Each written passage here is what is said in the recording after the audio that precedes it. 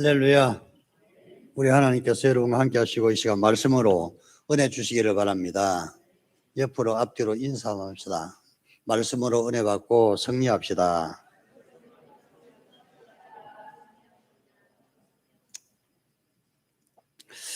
오늘은 에베소서 말씀을 근거로 해서 흘러가는 세월 속에서란 제목으로 말씀을 나누려고 합니다. 2022년도 벌써 8개월이 거의 지나가고 있는데요. 여름이 본격적으로 다 지나가고 곧 가을이 올 것 같습니다. 흘러간 세월 속에서 지난 한 해 동안도 뭔가 이룬 것도 별로 없고, 근데 세월은 흘러가고 흘러간 세월 속에서 나는 어떻게 살아야 하나, 그것을 생각하면서 오늘 말씀을 나누면 좋을 것 같습니다. 제가 신학교 다닐 때에 윌 두란이라는 사람, 철학자인데 그분이 쓴 철학 이야기라는 책, 더 스토리 오브 필로소피라는 그런 책을 원서를 강독해 나가면서 공부를 한 적이 있었습니다. 철학 이야기라는 책은 세계 철학의 흐름을 일목요연하게 간단하게 정리한 것인데요. 사실 철학이라는 것은 굉장히 어렵기 때문에 일반인들이 철학적인 전문적인 책을 읽으면 거의 이해할 수가 없습니다. 일반인들이 철학에 대해서 철학의 개론적인 이해를 돕기 위해서 쓴 책이기 때문에 누구든지 읽을 수 있는 책이고, 번역본도 있습니다. 철학에 관심이 있으면 철학 이야기를 읽어보면 철학이 무엇인지에 대해서 좀 알 수가 있습니다. 철학이란 단어 자체는요, 필로서라는 단어와 소피아라는 단어의 결합입니다. 필로서는 사랑이라는 단어이고 소피아는 지혜라는 단어, 지혜를 사랑하는 것이 철학이라는 것인데, 세상의 지혜라는 것이 다양한 관점이 있는 것이죠. 이러한 철학을 동양에서는 불교 철학, 유교 철학 이런 식으로 말하고, 또 기독교 철학이라는 것도 있습니다. 대학에서 공부를 하면은 대학 다음에 대학원을 공부하고, 대학원을 공부하면 석사학위를 주겠죠. 대학원을 공부하면은 박사학위를 받습니다. 박사학위라는 것이 뭐냐 하면요, 필로소피 닥터라는 그런 뜻입니다. 그렇죠? 영어로 줄여서 PhD라고 그렇게 표현하는, 공부를 많이 하는 것은 보통 철학적인 탐구라고 볼 수가 있겠습니다. 사람이 철학을 공부한 이유는 인생이 무엇이고 어떻게 살아야 하는가 하는 것을 알기 위해서라는 것이고, 지금 오늘 말씀 보면 사도 바울이 주의하여 우리가 어떻게 살 것인지 어리석은 자가 되지 말고 지혜 있는 자같이 살아가라, 지혜롭게 살아가라. 철학이 탐구하는 궁극적인 주제가 지혜라 그러면 지혜롭게 살아가라, 인생의 근원과 목적을 이해하고 살아가라는 그런 뜻이 되겠습니다. 서양 철학자 중에서 유명한 철학자 중에 헤겔이라는 사람이 있는데, 보통 이제 변정론이라는 책을 써서 헤겔의 철학에 근거해서 서양의 그 공산주의 이론이 거기에 기초를 두고 있습니다. 정반합이라는 그 이론. 헤겔이라는 사람이 쓴 책 중에서 법철학의 책이 있는데 그 서문에 철학에 대해서 이야기를 하면서 이런 이야기를 했어요. 미네르바의 부엉이는 황혼역에 날개를 편다는 그 말을, 유명한 말인데 이 말도 역시 철학에 대해서 깊은 조예가 없으면 무슨 말인지 알 수가 없는 말이죠. 미네르바라는 것은 서양 신화에서 지혜의 여신 이름입니다. 지혜의 여신. 서양인 여신들 이름이 굉장히 많은데요. 비너스는 사랑의 여신이죠. 지혜의 여신이 바로 이 미네르바이고, 그리고 승리의 여신도 있어요. 승리의 여신은 보통 니케아, 사람들이 신고 있는 나이키 신발이 바로 니케아를 영어식으로 표현한 겁니다. 나이키라는 것이 NIK, 원래 니케아를 표시한 거죠. 승리의 여신을 니케아를, 하여튼 그 그리스에는 여신들을 많이 만들어 놓고 그 여신들의 이름을 붙여 놓았는데, 미네르바, 지혜의 여신을 미네르바라 그래. 그리고 지혜의 여신 미네르바의 상징적인 동물, 현신이 바로 부엉이라는 것이거든. 부엉이가 날개를 편다 해서 날아오르기를 시작했다는 그런 뜻인데, 미네르바의 부엉이가 황혼의 날개를 편다 하는 것은 철학의 추사성을 의미하는 것이라 말이, 추사성도 또 어려운 단어죠. 철학이라는 것은, 철학의 추사성이라는 것은 어떤 사건이나 사고가 나고 난 이후에 비로소 그 핵심 가치를 깨닫는다는 그런 뜻입니다. 교통사고가 나봐야 교통사고가 얼마나 무슨지를 알게 된다는 그런 뜻이고, 남에게 소매치기를 당해봐야 지갑을 어떻게 관리해야 제대로 하는 것인지를 알 수 있다는 그런 뜻이 되겠습니다. 어떤 사건을 경험한 이후에 뭔가를 깨닫게 된대. 깨닫는 그것이 참지식이란 거죠.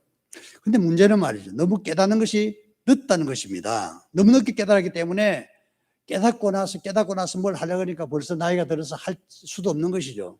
우리 속담에는 철들자 죽는다 그러지 않습니까? 뭔가 깨닫고 나서 이렇게 살아야 되구나.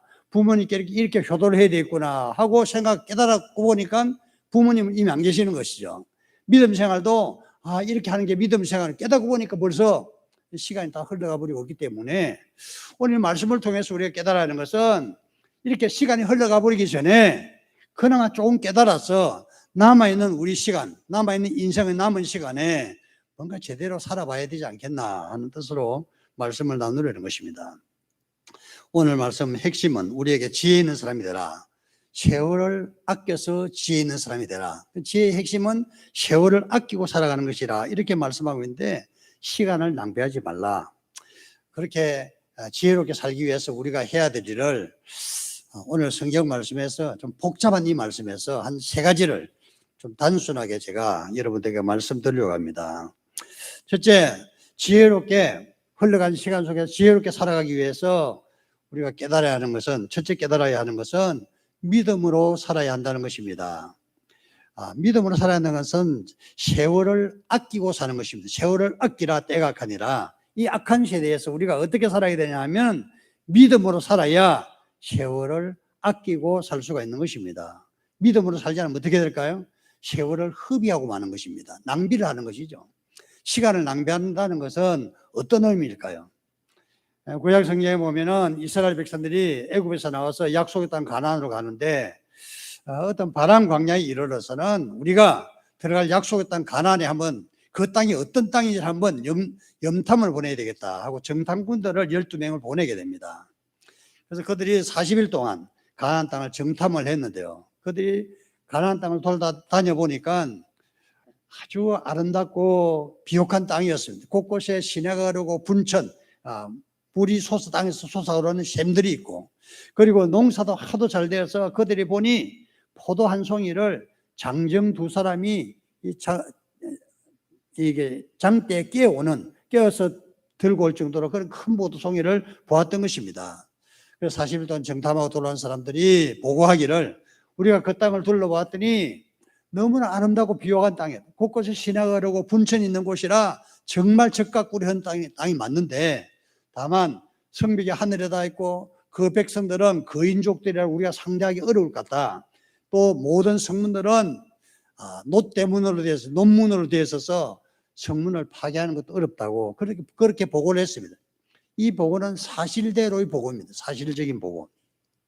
이 말을 듣고 갈렙이 말하기를 우리가 본 땅은 정말 아름다운 땅이고 하나님께 약속하신 땅인 거 맞고, 그런데 그곳에 있는 백성들은 거인족이 맞다. 성벽은 하늘에 닿는 거 맞는데 하나님께서 우리와 함께 하시면 능히 우리가 그 성을 점령할 수 있다. 그들은 우리의 밥이다. 이렇게 말했습니다.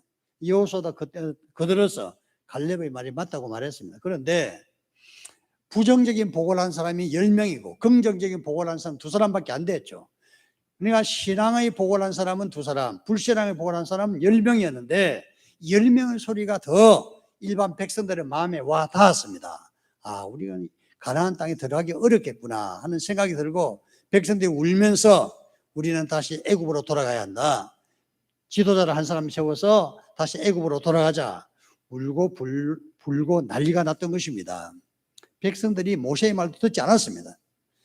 하나님께서 이 백성들을 진노하셔서 이렇게 목이 고고 뻣뻣한 이들을 내가 다시는 약속의 땅 가나안 들이지 않을 것이다 하면서 그들을 가나안 땅을 들이지 않으시고 광야길로 다시 돌아가게 하셨는데, 그로부터 약 40년 동안 광야에서 방황하게 했던 것입니다. 단지 10하루 만에 들어갈 수 있는 이 약속의 땅 가나안을 하나님의 말씀을 순종하지 않음으로 인해서, 하나님의 말씀을 부정함으로 인해서 그들은 무려 40년의 세월을 허송 세월을 보냈다는 그런 뜻입니다.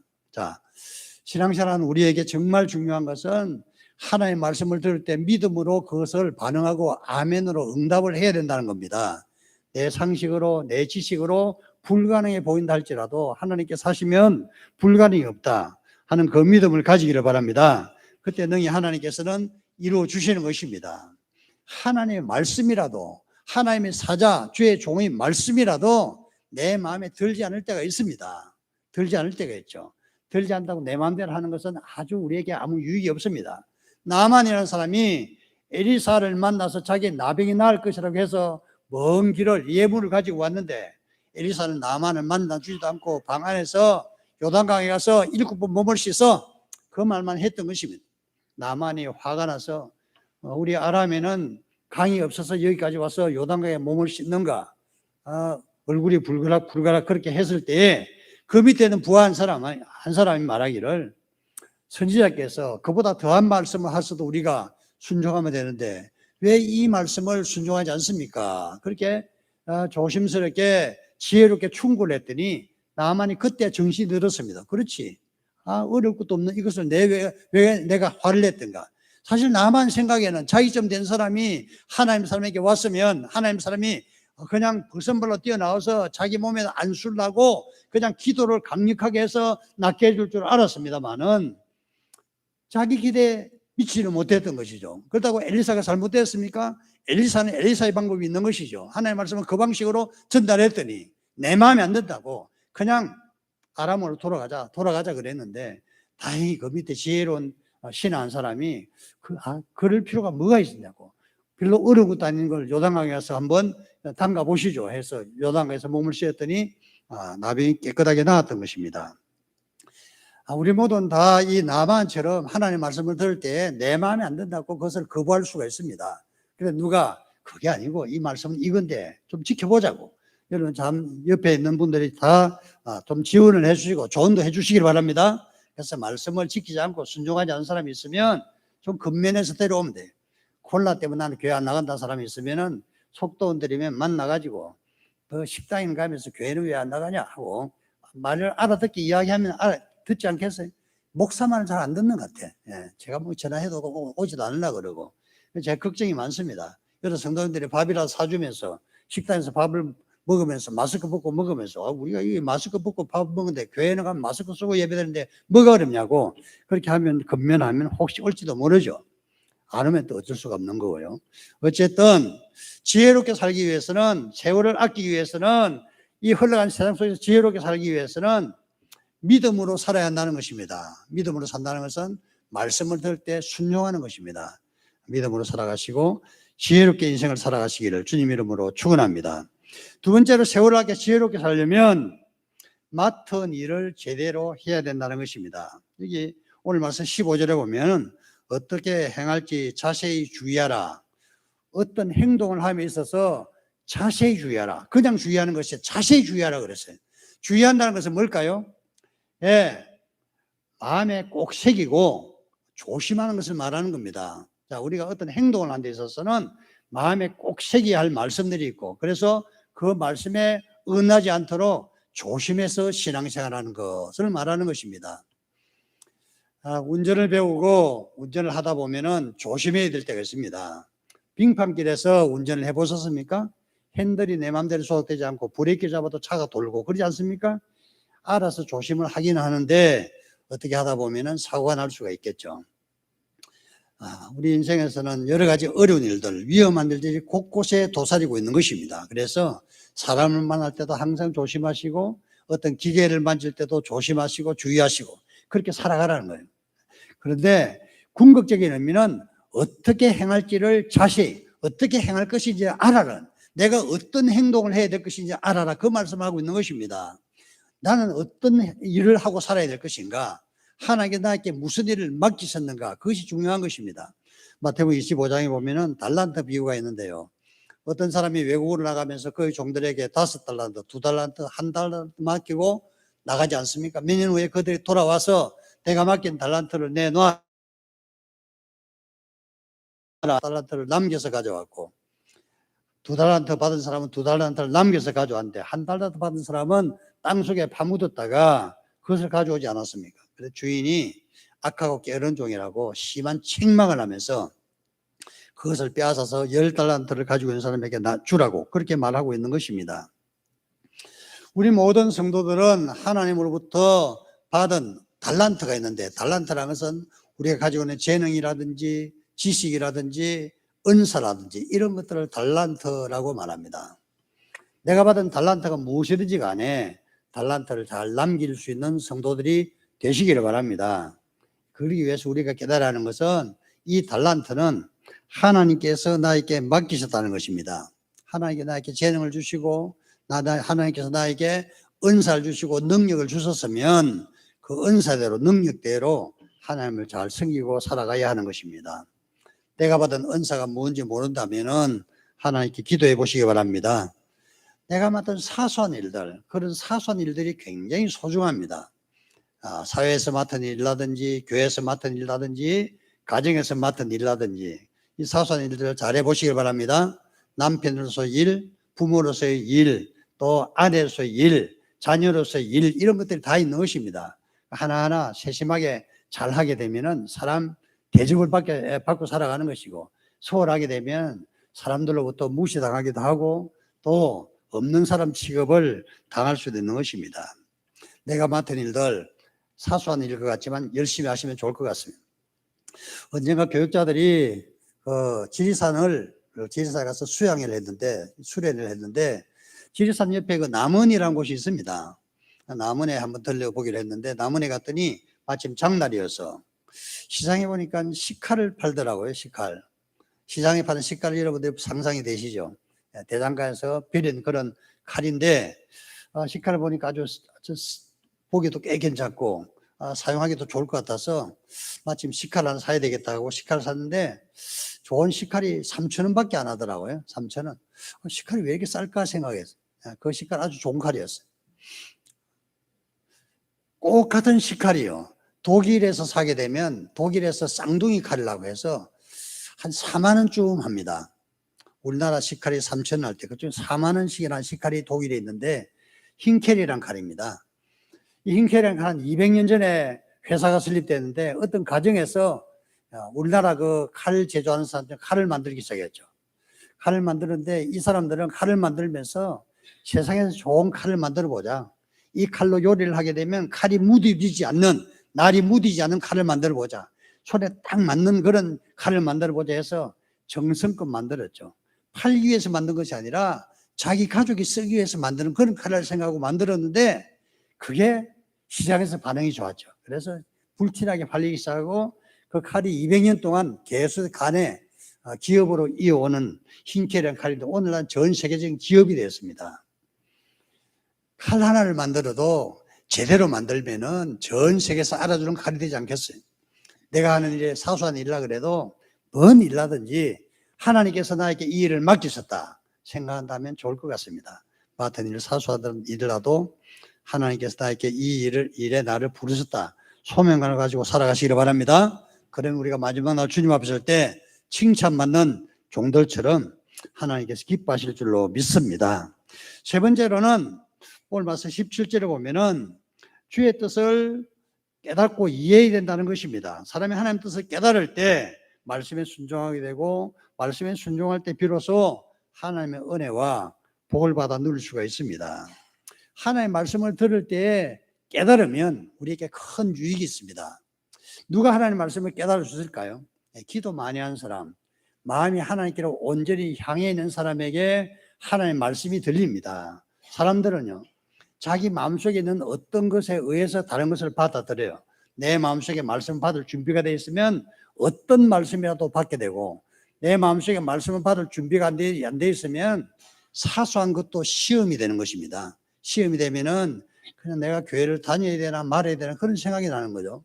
시험이 되는 그런 상태가 아니라 어떤 경우에도 하나님의 말씀이면 그 말씀을 아멘 하고 받으시기를 바랍니다. 그렇게 해서 우리가 해야 될 일은 말씀을 깨닫기 위해서 우리가 해야 될 일은 기도 생활을 열심히 하시기 바랍니다. 예배 생활을 잘 하시기 바랍니다.